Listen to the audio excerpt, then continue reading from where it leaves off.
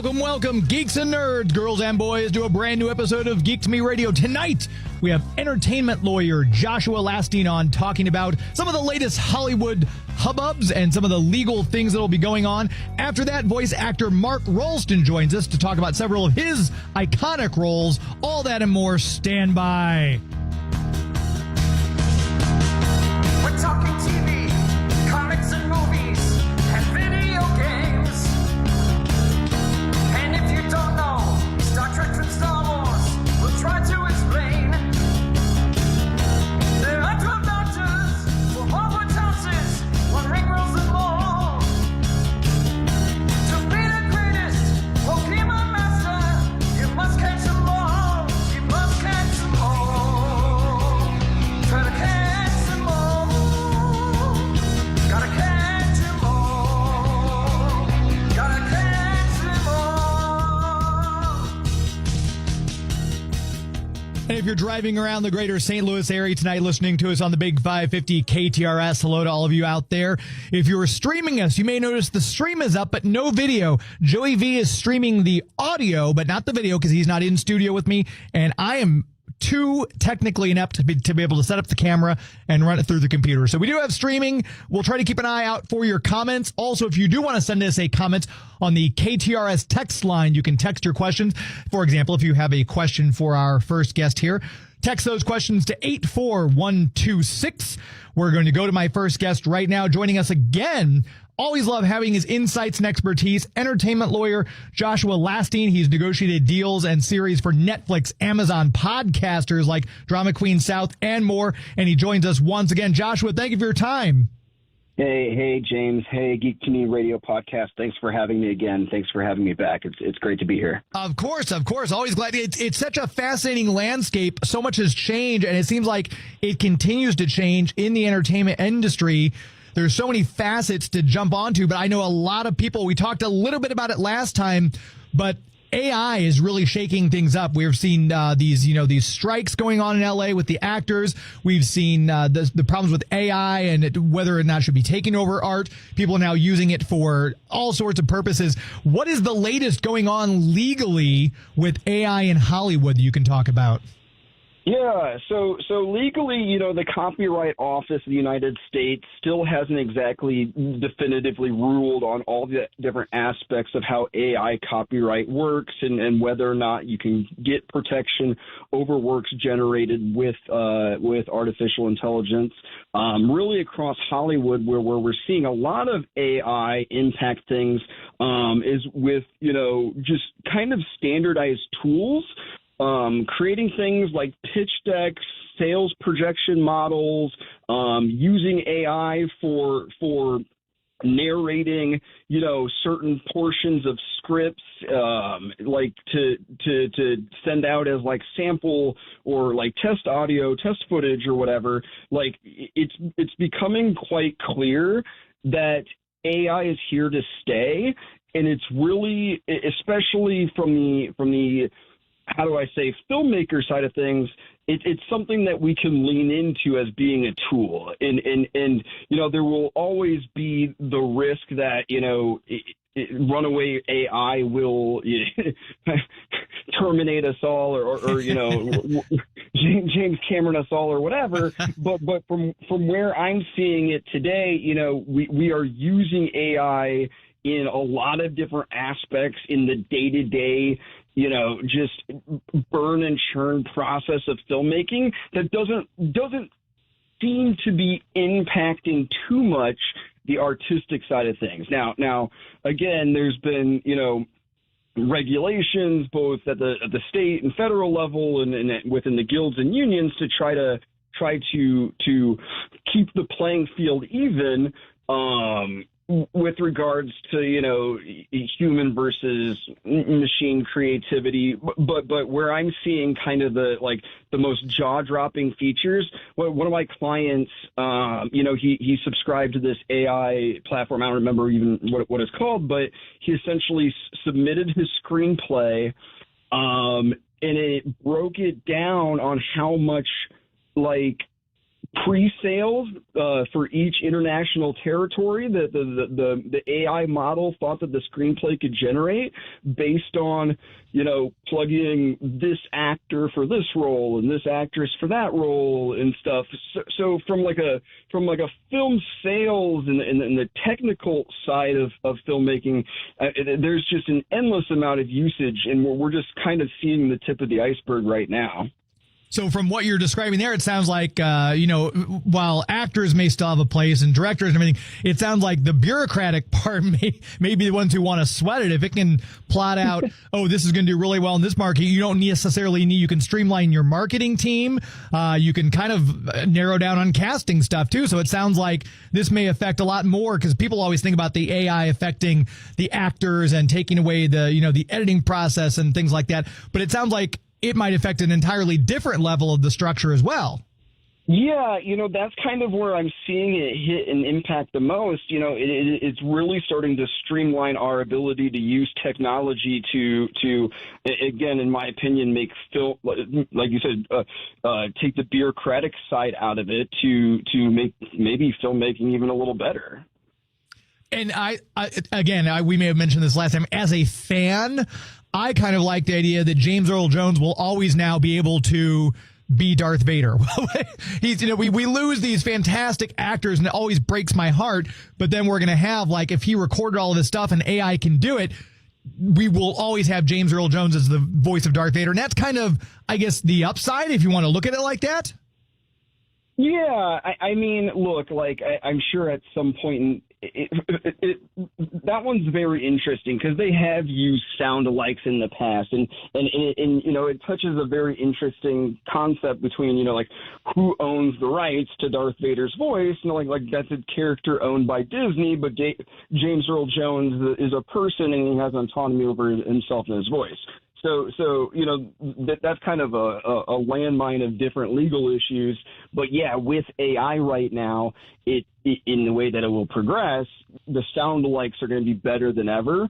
And where I'm kind of seeing areas for creativity that haven't been there before, like there's an AI company out there that will dub voices in international language, but it'll also change the way the mouths move so that the mouths sync up with the language that the characters are speaking. Huh. So, it's creativity, but it's not really replacing jobs, because that job didn't exist to begin with. Yeah. So it's like you said, it's a tool, not necessarily something that's going to replace somebody, but filling a need that, wasn't necessarily something that was there before anyway. Yeah, and so the Brutalist was a film that was up for a bunch of Oscars this year. Adrian Brody actually won Best Actor for it, and it came under a lot of fire because they found out that they used AI to punch up his accent in the dialogue, for some of the scenes for his character. And it's like that I understand if you're a film purist why that might not, jive with you. Mm-hmm. But as someone who wants films to be as good as they can possibly be, like, I don't really see a problem with that. And I'm curious, too, I'm not sure how much you can speak to this or not, but the big story seems to have been lately this huge hit that Snow White has placed on Disney for their financial. It's just not performed well. A lot of people are blaming the lead actor, Rachel Zegler, and there was even a story that the producer flew to New York to talk with her and say, hey, you have to tone down your rhetoric. Do you think this might set some kind of precedent where it might now be baked into contracts going forward? Hey, while you're promoting this movie, you can't talk about politics, you can't disparage the film, you can't do this?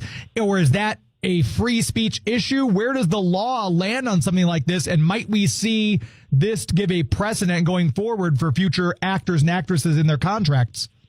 So in all of the actors' contracts, they're always going to have some sort of morals clause, and the language is going to vary depending on the level of star and how heavily negotiated their contract is. But the but the studio is going to be allowed to terminate them for things like felonies. We saw in the case of Jonathan Majors most recently in Marvel, disparaging marks towards the movie, getting in these kind of political crossfire, bad press, situations. Like, the studio does have recourse against the actor, and Disney probably does have some sort of recourse, I guess, they could exercise against Rachel Zegler. But I think how do I say, the damage to her career is kind of already done. Yeah. And it wouldn't necessarily behoove Disney to go after an actor for voicing their political speech, even if it did bring the film, down financially. I think it's just, it's, how do I say, we're at the long road of a lot of filmmakers and people in the film industry in general using filmmaking as a platform to send their message, right? And I feel like we're kind of at the end of the road, and it not even necessarily so much that this movie was or her statements were even so wildly in your face. I just think that everyone's so tired of it. It just landed at the worst possible time, especially with a film that no one particularly wanted to see get remade anyway. Yeah, I mean, I was over Disney remakes back when they, first did Beauty and the Beast. I was like, why are you double dipping? But that's just me. I think it is interesting, though, that, whether or not you want to blame it on the fact that, we're just over the live action remakes, or there's no generational excitement for Snow White, or whether it's should, have some of the blame fall on the actor herself. It's just a very interesting thing to watch Hollywood, everything going on with the box office reports coming back and some of these smaller budget films doing much better and outperforming the larger ones. What are some things that I'm not maybe and the general public aren't aware of that you're seeing in the background of the Hollywood landscape, legal maneuverings? Is there anything new or something that people should watch for coming up that might make some waves and some headlines?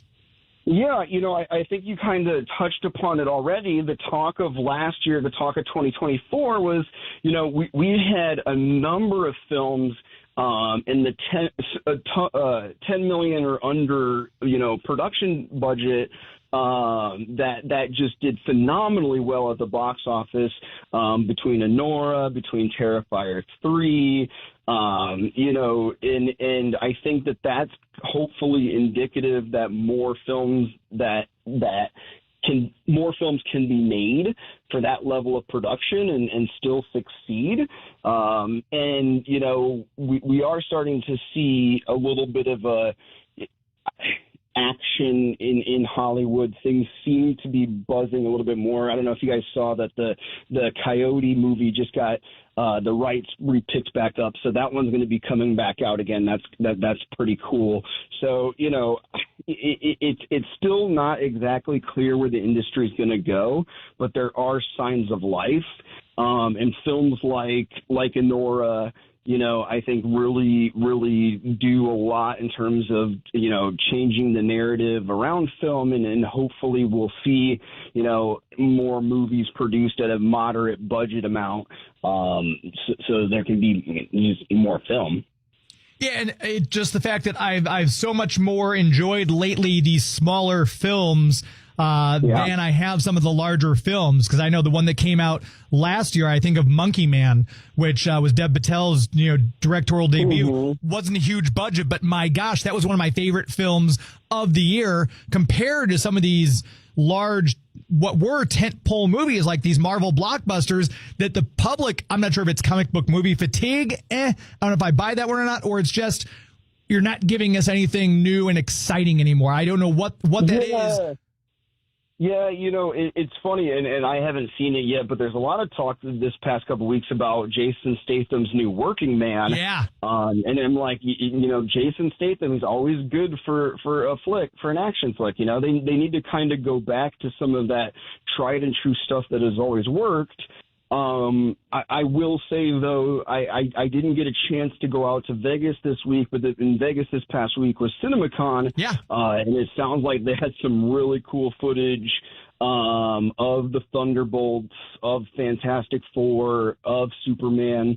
So while, like, some people say there might be superhero fatigue, I think really more than anything, people just want good superhero movies again, and the product that we've been given lately has just been so lackluster.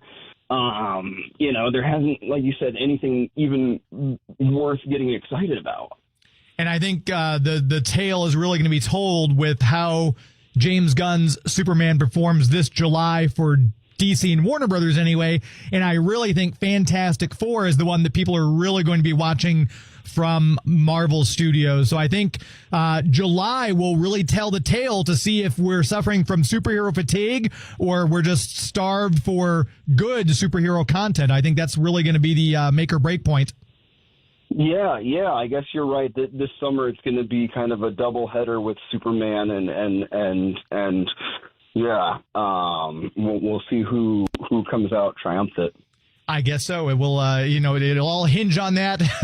I'm not sure if they'll have to change their model going forward or if Hollywood's at that point where you can't teach an old dog new tricks and they're going to continue to double down on the stuff that they've been doing so far. The time has flown by. I really appreciate you joining us on a Sunday night. Tell people if they want to find out more about you, if they want to find out what it is you're doing, if there's a good place to send people for information, social media handles, websites, things like that. Yeah. Check us out on Instagram at Lastine Entertainment Law. You can find us online, LastineEntertainmentLaw.com. So great to be here. Thanks for having me. And next time we'll have something to talk about with Superman and Fantastic Four coming out. Yes, we'll definitely touch base after this summer blockbuster hits. Hopefully we get some summer blockbusters. And again, it's LASTINE. For those of you who are listening, we'll have links to those websites that he mentioned in the show notes if you're hearing us after the fact in the podcast form. Joshua Lastine, always a pleasure to talk to you. Thank you so much. Have a great week. Thank you so much. Thanks, everyone. Thank you. There he goes. Make sure to check out the website. And again, we'll have links to that in the show notes. We are going to take a very brief commercial break. We are going to come right back and we'll chat with Mark Rolston, voice actor, on-camera actor, and more. You're listening to Geek to Me Radio on the Big 550 KTRS. Please stand by.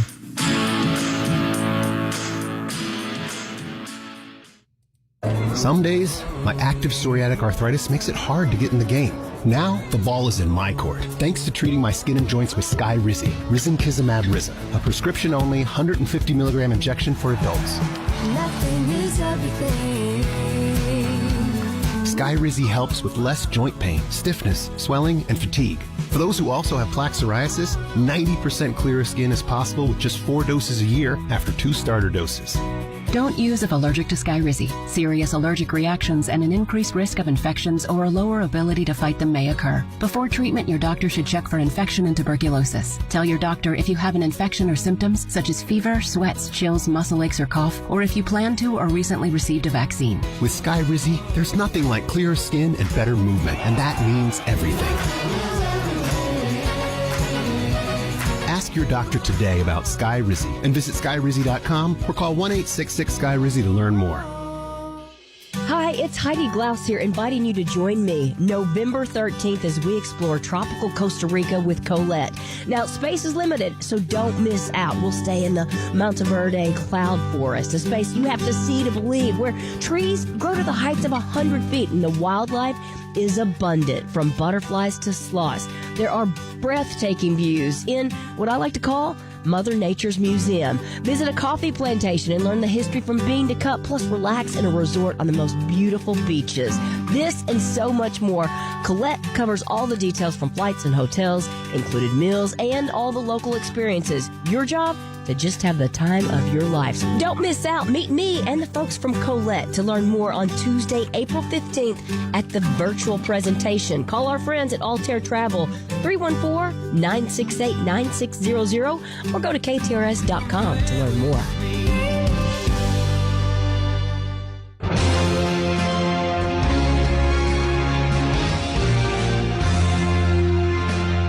this is Andrea Romano. I happen to be the voice director for many animated series, including the Justice League. You are listening on Geek to Me Radio.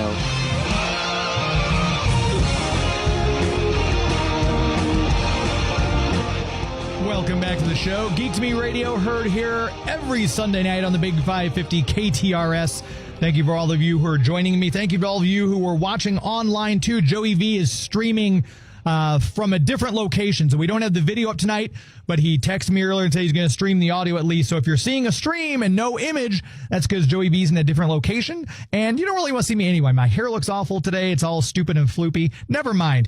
I want to make sure we tell you about our official comic book sponsor, which is, of course, Bugs Comics and Games. If you are wanting to get out and grab some new comic books, maybe you're excited for the new Thunderbolts movie that's coming out here in May. Maybe you loved Captain America and you want to find out more about Sam Wilson as Captain America. Larry's got all those comic books on the shelves for you or in the many boxes of back issues he has there at Bugs Comics on Bryan Road in O'Fallon, Missouri. Easily accessible from either the Page Extension 364 or Highway 70. Check them out online as well. Facebook.com/Bugs Comics and Games. And of course, Instagram.com, Bugs Comics and AND Games. He puts stuff up on there.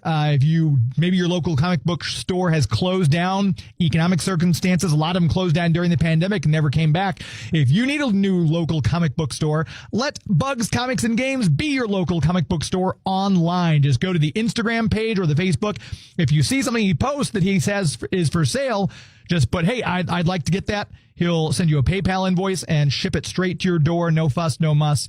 And there is your comic book. And if you're local, though, if you don't want the shipping, if you don't want to hassle that, if you're local, join the Avengers Club when you get there. That way you start saving money on your weekly books, your old comic book back issues, your toys, your supplies, whatever it is you buy, you start saving money. In this economy, that's always important to save some money. And don't sacrifice your hobby while you're doing it. Bugs Comics and Games. Check them out on Facebook and Instagram. Very proud to have them as the official comic book sponsor here on Geek to Me Radio. Going to the phone lines, my next guest is someone I'm so excited to talk to. I got the chance to meet him at Northeast Comic Con last month. Up in Massachusetts, and he's joining me now. Mark Rolston, how are you? Hey there, James. How are you, man? This is like the good old days. It's all audio and no video. I kind of enjoy that a little bit more. I love doing the video because it's kind of cool to see the other person you're talking to, but it does take the pressure off, you know? A little bit.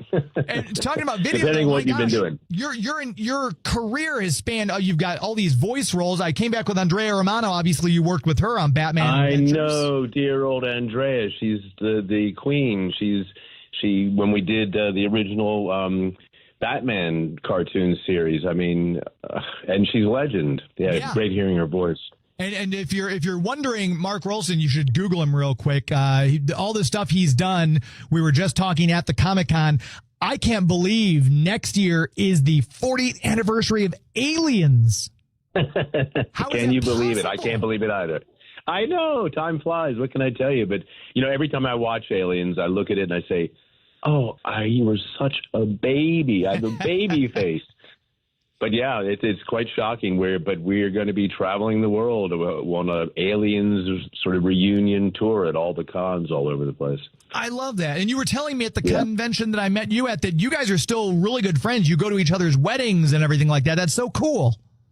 Absolutely. It's the only film I've ever done in my entire career where we've truly remained friends all these years. It's shocking, but most of the time you're working on a project and you have all the best intentions to having lunch, right? But quite often it never happens. But yeah, the Aliens, I think it was most special because it wasn't my very first film, but it was my third film. But for example, Jeanette Goldstein, who played Vasquez, that was her very first movie. Wow. So we were all young and being led by the genius James Cameron and having people on board like the ever enthusiastic and wonderful Bill Paxton. It was quite a crew. What was it that was that lightning in a bottle that just have you guys bonded like that? Because obviously, like you said, you worked on other projects since then. Before then, you've had a mix of new and seasoned actors in Aliens. What was it about that project that just kind of bonded all of you for life, it seems?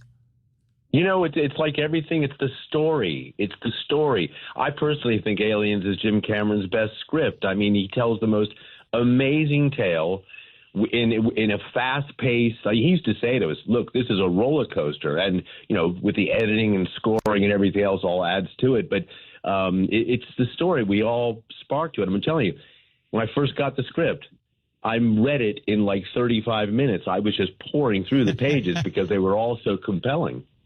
Man. And so, it remains, I mean, so many people list that still as one of the best sci-fi movies of all time. It's not hard to believe because you're talking about James Cameron, but and all the talented people who came on board. But Sigourney Weaver, she was like the general on set. I mean, they always say that, you know, the atmosphere on a film, it all filters down from the top, and that's absolutely true.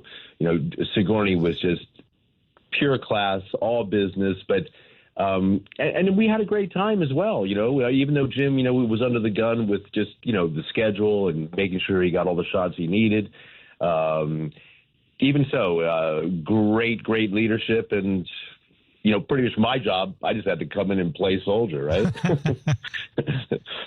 Was there? Do you remember the casting? And we're not just so you don't think this is going to be Aliens all night long. I just have another question about it because I've got so many other things to talk to you about. But would you remember the casting process? Did you think it was I nailed it when I first walked in? Was there a bit of a process to get the part? Absolutely. Like, it was interesting. We all first read. Well, actually, my very first interview was just an interview with Gail Ann Hurd, then Jim's wife and producer of Aliens.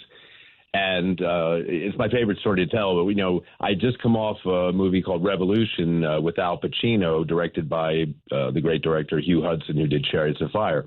And when I sat in the office with her, I don't know what possessed me, but I told the biggest yarn of my entire career.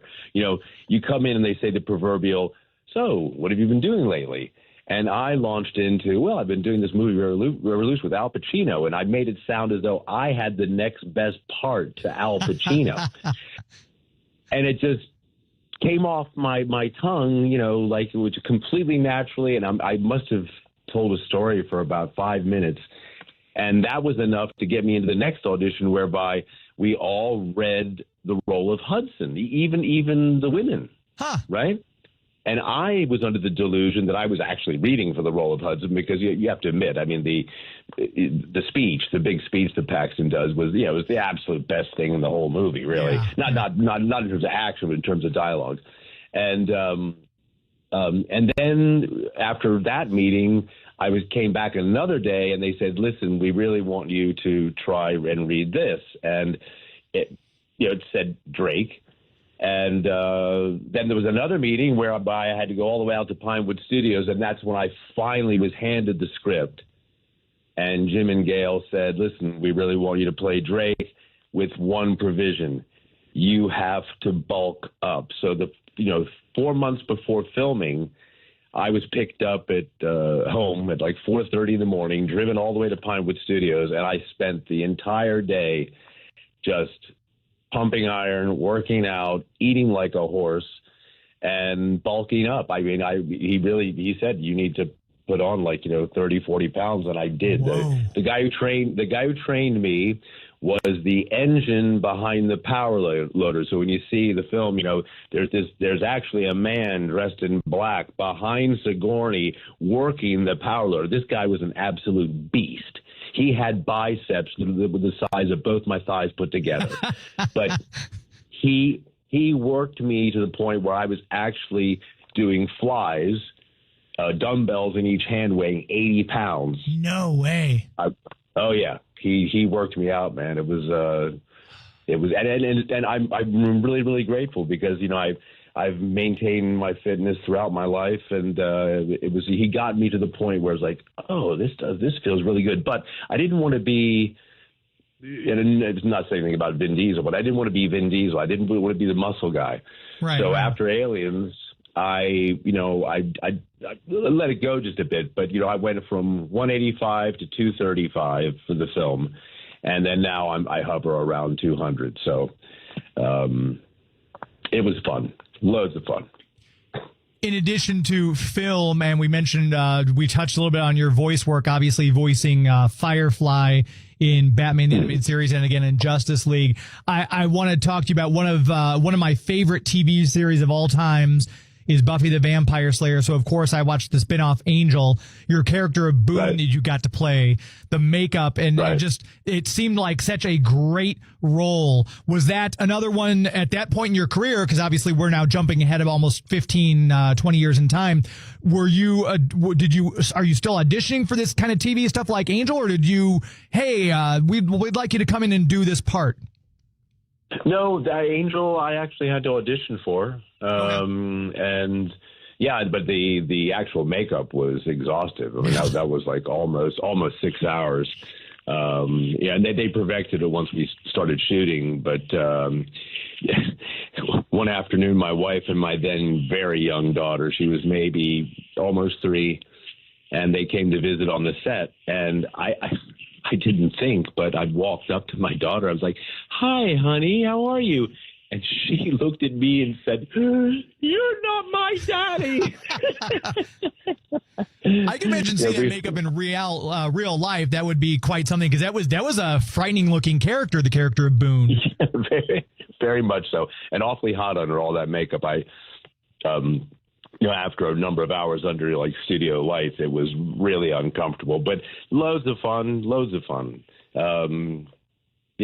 I like that sort of genre, the angel and demons kind of thing. Yeah, and I meant the fight choreography always impressed me on both Buffy and Angel, and you got to throw down with the titular character David Boreanaz played of Angel. Is fight choreography something that comes natural to you? Obviously, you've got the physical prowess with all the stuff we just talked about, working out and being physical fit. Do you find fight choreography something you take easily to? Yeah, because when I was training as an actor in England, part of my group's training was that we did kung fu. So I'd done martial arts. I boxed like as a teenager. My dad actually put my brother and I in a room, and whenever we had a disagreement, so okay, put the gloves on now. Go ahead, beat the shit out of each other. There you go. But I did a bit of boxing and trained in a boxing style for a number of years.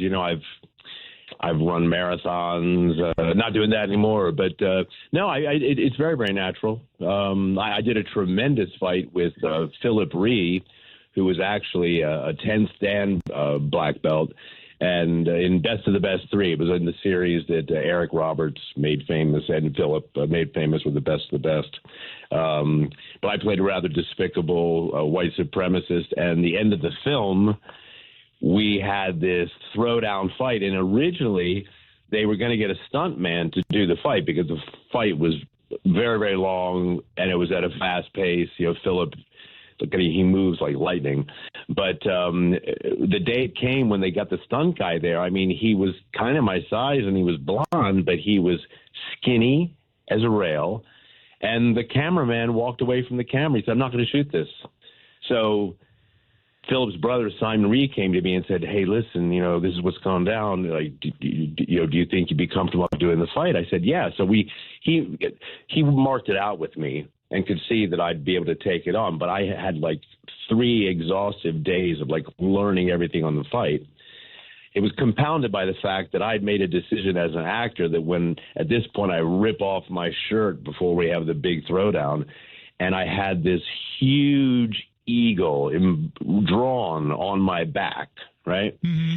And you see, and in this film, like this looms up in the foreground, and then we go out and we have this throwdown, fierce fight. And imagine me, I'm not a black belt. I've done martial arts, but I'm not a black belt. And Philip was so fast. He never touched me, but I could feel the wind when he'd do spinning heel kicks across my face. I could feel the wind go across my nose. Oh, yeah. And then in the passion of the fight, I actually cracked him once. And I was like, "Oh, shit, I just hit the bad dude."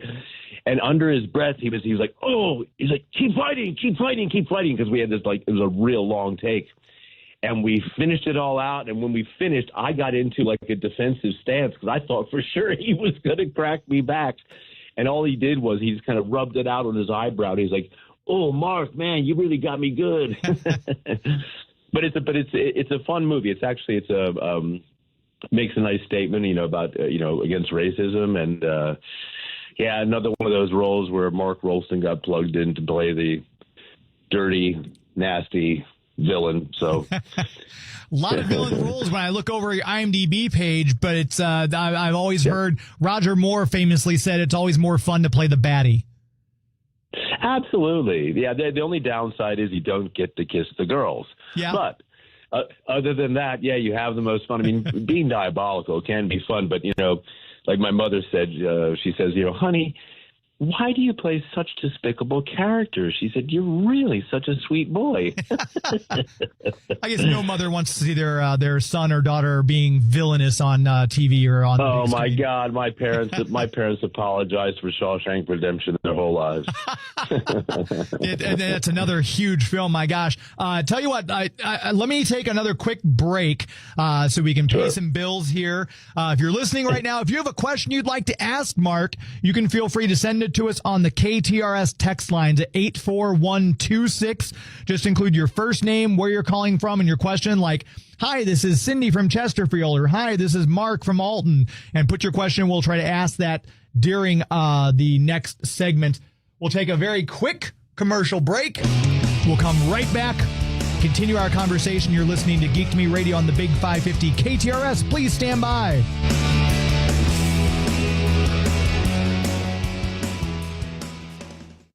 Hi, I'm Kevin Lloyd, founder of Legacy Wealth Advisors and the host of When Retirement Happens. Do you remember paying 28% federal tax on income under $53,000?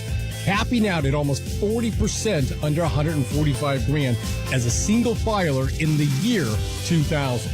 Today, as a married couple, it's less than 12% on incomes of $100,000. Well, folks, these tax cuts are due to expire next year as your financial advisor helps you mitigate the potential tax increases. Sign up for my next tax workshop and learn ways you can help yourself be in control of your taxes. 314-641-1010. There's no cost to attend. Don't wait until the tax cuts expire. 314-641-1010. Security and advisory services offered through LPL Financial, a registered financial advisor, member FINRA SIPC. It's bracket season. Dogtown bracket, that is. And while the players take the court, the Dogtown pizzas hit the ovens. Pepperoni versus sausage. Bacon versus veggie. And don't forget #1 overall seed. Chicken. And with 13 different varieties, this will be the tastiest Final Four in league history. Celebrate tournament time with Dogtown Pizza and build your own bracket with 13 different varieties. Dogtown Pizza and dogtownpizza.com. We're going abroad for the first time in years, to Spain. So we started using Babbel. And started learning Spanish fast. With Babbel, you can start having conversations in another language in just 3 weeks. ¿Cómo te llamas? ¿Cómo te llamas? When you learn a language, you want to actually use it. Babbel is designed with that goal in mind. In just 3 weeks, we're starting to have conversations in Spanish. Gracias, Babbel. Babbel, language for life. Now try Babbel for free at Babbel.com. That's BABBEL.com. This is Kevin Conroy, the voice of Batman. You're listening to Geek to Me Radio.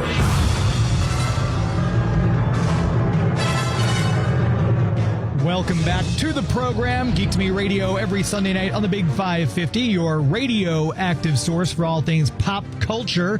We'll make sure we tell you about our premier sponsor, the Greater St. Charles Convention and Visitors Bureau. You know them from the website discoverstcharles.com. That's discoverstcharles.com. If you are looking to plan a trip, maybe it's on your bucket list now that the weather is starting to turn a little bit warmer. It's been very rainy here, and I'm sure a lot of weather issues across the country, but spring is almost here, right around the corner. If you're looking to travel, check out someplace new.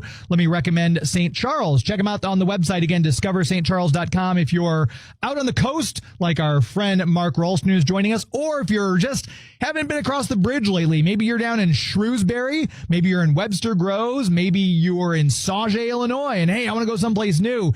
Check out the website again, discoverstcharles.com, to plan your trip, no matter if you're close by or far away. If you are needing accommodations, they've got 5-star hotels. They've got the big hotels at the casinos that you can stay at. Charming bed and breakfasts all up and down North and South Main. If you're an RV person or like to rough it, they got camping sites as well. All that's available to you on the website to find out where you want to stay. And then, my gosh, the food. Anyone who's been to the St. Louis, St. Charles area knows we're big on food here. So if you want to pop in to Salt and Smoke, get yourself a little barbecue, pop down to Magpies in the 900 block, maybe have some homemade blackberry cobbler. Maybe you want a nice steak, go check out Novellis or something like that. Or if you just want to go out and have a gooey butter milkshake, yes, that's a thing. Check out all the places there are. If you're wanting a new knickknack for your mantle, you can go check out First Capital Trading Inc., or you can go get some macarons at Sugar and Slice. Grab yourself a nice comfy sweatshirt from the Cozy Shop. These are all businesses that are mom and pop. They're small-owned businesses, and it's always important to support businesses like that in this economy especially. You want new books, you want old books, they got bookstores up and down the street as well. Something for everyone. Check them out. Plan your trip before you even set out the door. Discover stcharles.com. As we always say, it's an historically good time. Chatting for a little bit longer. This hour always flies by, especially when I've got someone exciting like Mark, who I've got so many questions for. We did have a question come in on the KTRS text line, Mark. They didn't leave a name. It's someone from the 636 area code. Wanted to ask how you felt about getting to voice Lex Luthor. Oh, my goodness. That's one of those roles where you get to be deliciously wicked. and again, the whole crew with Young Justice, Greg Weissman and great people, great creative people. It was a mystery to me as to how, we had done so well.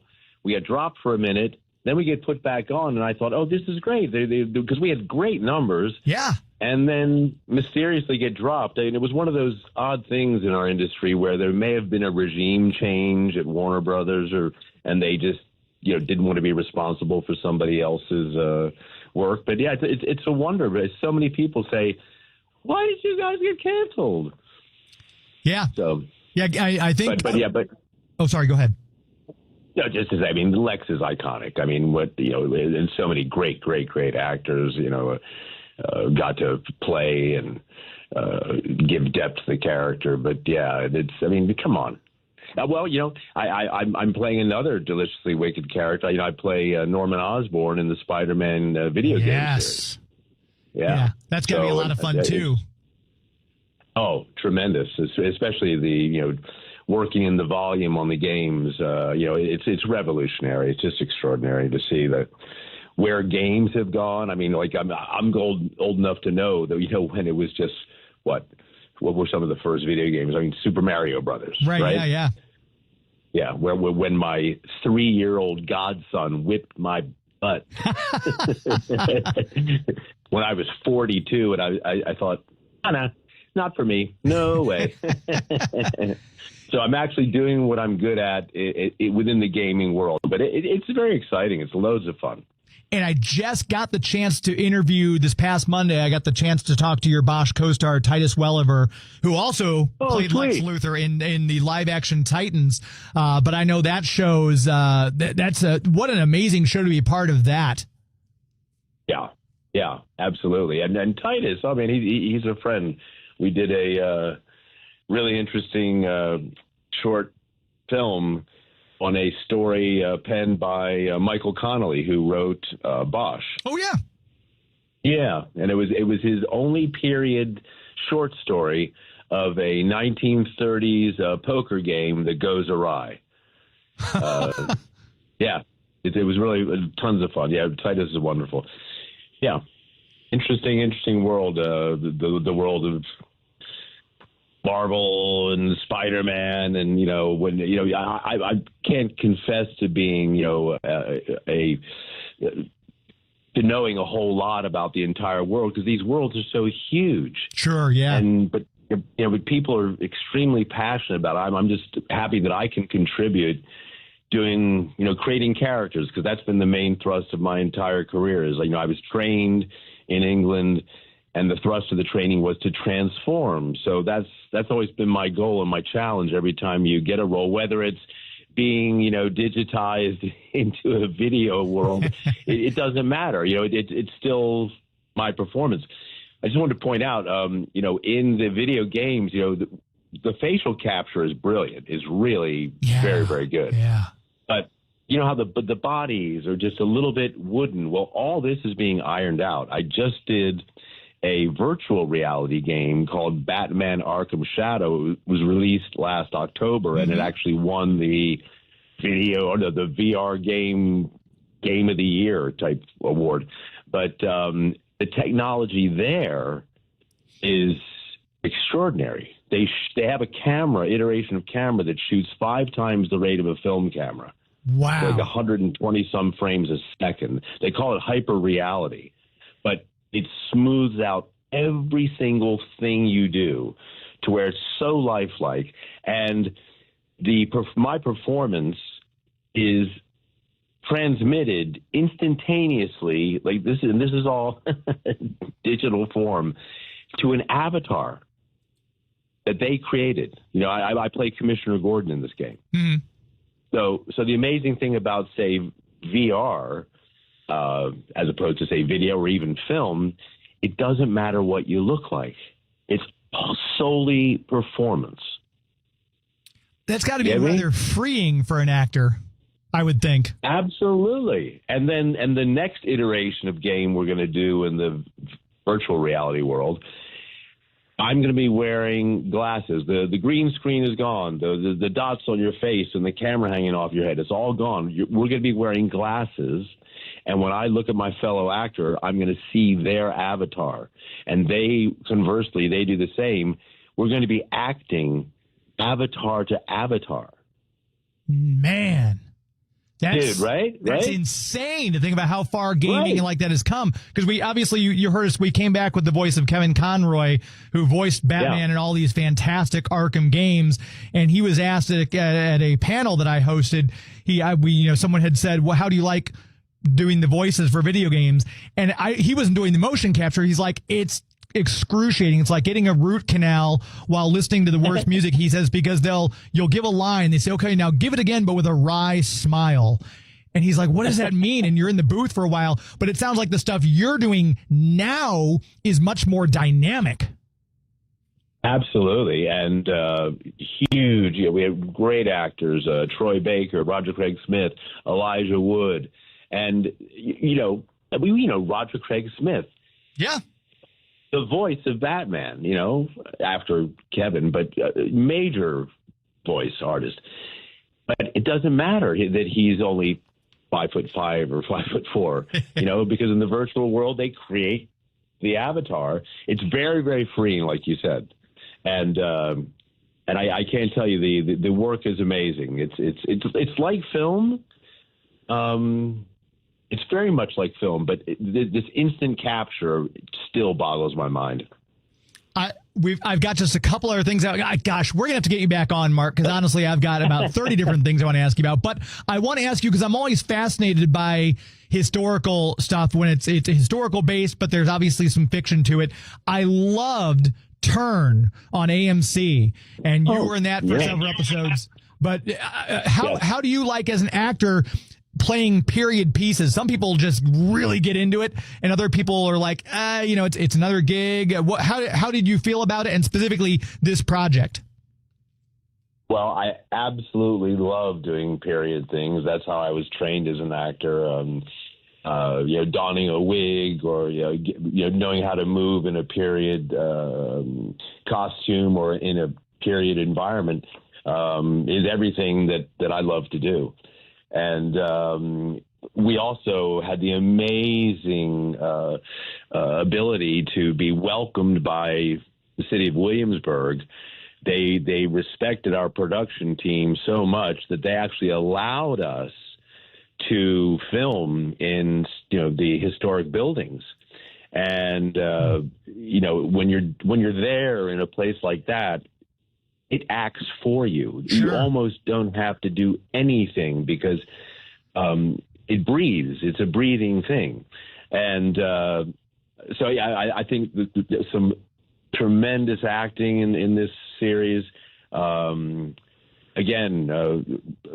Just amazingly well captured, well conceived. And again, I don't understand why they didn't continue. It was a compelling story. It really was. Oh my God. There's so many shows that I'll get into. And like, what do you mean it's not getting another season? It's one of those frustrating. I'm sure as an actor, you have a different sort of frustration with it, but frustrating nonetheless. Yeah. Absolutely. Turn is real quality stuff, and really happy to have been involved with that. Just in the projects we've mentioned, and again, we've touched on a tiny sliver of your work in film and TV and voice. As an actor who's been doing this now for 40 plus years, what is it that excites you about a role? Like when you get a script and you're like, this is exciting, or I mean, what is it that really draws you to a part or a role or a story? Wow. I think I'd have to say, after years and years and years of having read everything, because the people that represent me, they don't filter work for me. They think it's their job to put everything that's offered in front of me. Mm-hmm. And I duly read all these things. So for me, when I get most excited is because there's nuance to the story. There's nuance. Like I love the cinema. I love cinema. Yeah. And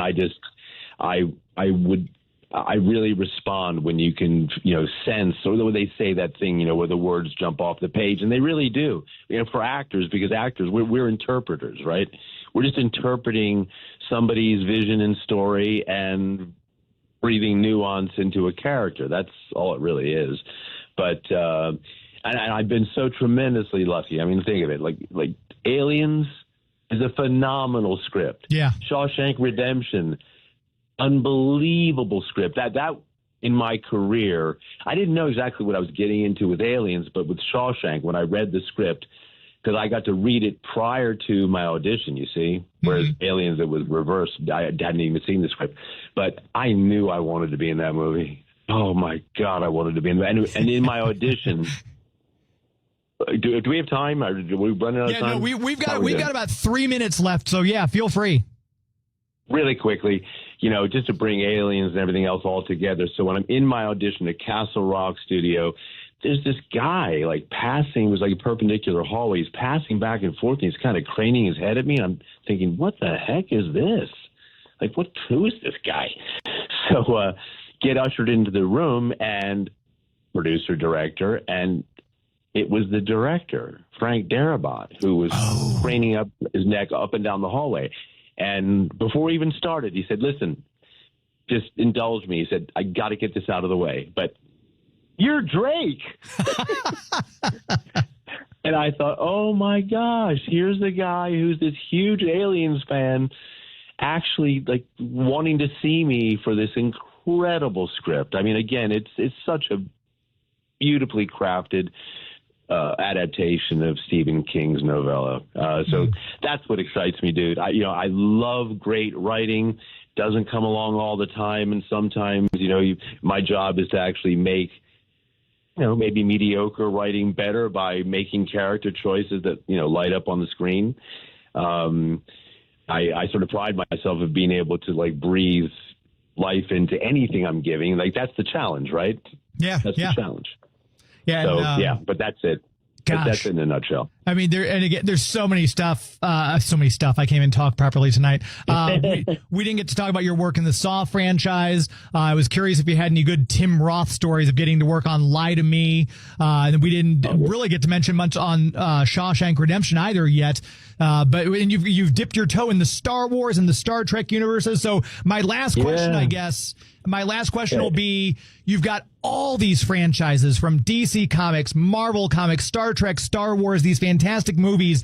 What is it that you're into? What is your fandom? Are you a Star Trek person? Did you grow up as a Star Wars lover? Did you read comic books as a kid? Just in the next couple of minutes, talk a little bit about what you geek out about.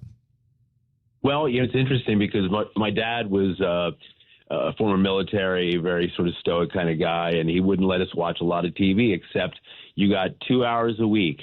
And I chose Saturday mornings. I wanted to watch cartoons, and I wanted to watch the old Bowery Boys movies. And most people are listening to me with, what, the Bowery, what? Check it out. It's a black and white series about a gang in Lower East Side.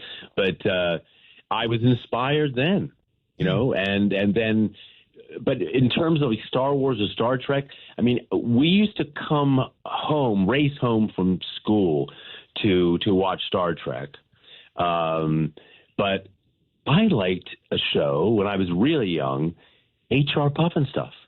Oh, yeah. My friend Bob loves that show. Yeah. Oh, my God. No, it's so fanciful and great.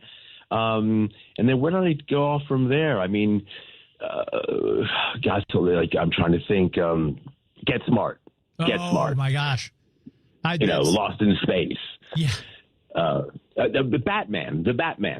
Batman series, absolutely. I ate it up.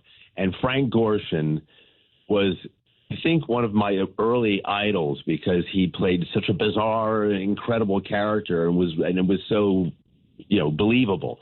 That's been something I think over the years that my challenge is to be believable, and I usually get it right. Occasionally, we have a miss, but in fact, the worst part I ever played was in television show with Superman and what's his name, Dean Cain. Dean Cain. Yeah, what was it? Was it Superman? Superman and with the Adventures of Superman and Lois. Was that it? Yeah. Lois and Clark. Lois and Clark. Yes, thank you. I was thinking of the new one. Yes. Yeah. Oh my goodness, I did a role. I was playing it was such a bizarre. It was the worst time I ever had on a set. Oh no. I was playing some Russian. Oh, and when I watched it, it was like, oh, dude, you stunk that one up. Oh my Lord. But that's basically my youth. And then when I got into university and I got serious about acting, and as an acting student in London, I went to see everything. I just was eating up foreign films, and it was a great era. The 80s and 90s in film. We could do a whole show on 80s and 90s. The music is playing us off. Let people know if they want to keep up with you online. If they want to find out more about you, where can they keep up with you? Website, social media? Oh yeah, just the general sort of thing. I don't do a whole lot of social media. All right, well, yeah, we'll got to have you back on because, like I said, there's so much more to talk about. I deeply appreciate you taking the time on a Sunday night to be on my show, and hopefully we'll talk again very soon. Absolutely, James. It was a real pleasure. Thank you so much. I look forward to the next one. Thank you. Sounds good. Thank you to all of you who listen. Okay. Thank you to you to send in questions. Thanks to the sponsors. And until next week, my friends. This is Geek to Me Radio. Thank you, Gotham City. Good night. The Big 550 KTRS St. Louis. From ABC News, I'm Brian Clark. Stock futures are indicating another painful day ahead on Wall Street. Asian markets already sharply lower. President Trump told reporters on Air Force One he's not trying to sink the markets, but he's trying to fix trade deficits. We have $1 trillion trade deficit with China. Hundreds of billions of dollars a year we lose with China. And unless we solve that problem,